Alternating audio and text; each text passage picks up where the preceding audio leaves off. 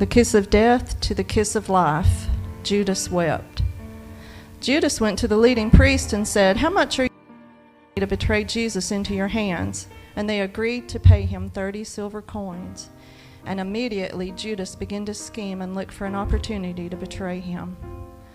On the day the Passover lambs were to be sacrificed, Jesus sent for Peter and John, and he instructed them, "Go and prepare the Passover supper so we can eat it together."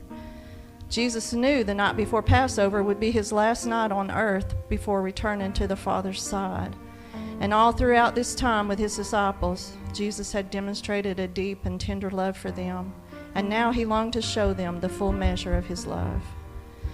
As they ate, Jesus took the bread and he blessed it and he broke it and he gave it to the disciples and he said to them, "This is my body, eat it." Then taking the cup of wine, he gave thanks to the Father and he entered into covenant with them, saying, "This is my blood. Each of you must drink it in the fulfillment of the covenant.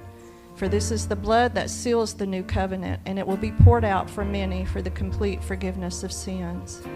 And the next time we drink this, I will be with you, and we will drink it together with a new understanding in the kingdom realm of my Father."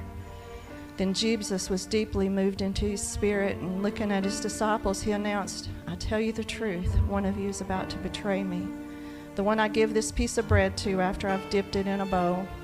Then he dipped the piece of bread into the bowl and he handed it to Judas, and Judas ate the bread. And then Jesus looked at him and said, "What you're planning to do, go do it now." So Judas left quickly and went out to betray Jesus into the dark night. Jesus left the upper room with his disciples and he went to his secret place of prayer. And there he told his disciples, "Keep praying for strength to be spared from the test of your faith that is about to come." And Jesus went a stone's throw away from them to pray.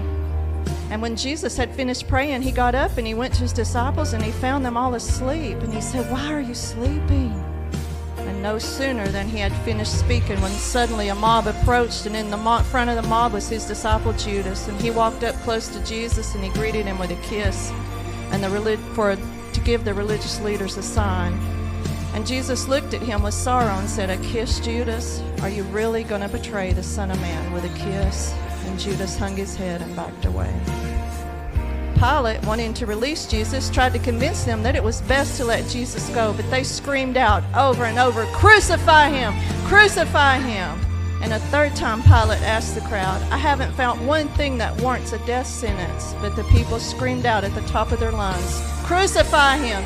Crucify him!" And Pilate caved into the crowd and handed Jesus over to be crucified. Now when Judas saw that Jesus had been sentenced to death, remorse filled his heart, and he knew he had sinned by betraying an innocent man. And it was at that moment he knew what had to be done. The law had certain requirements for freeing a person from sin, and it was a life for a life.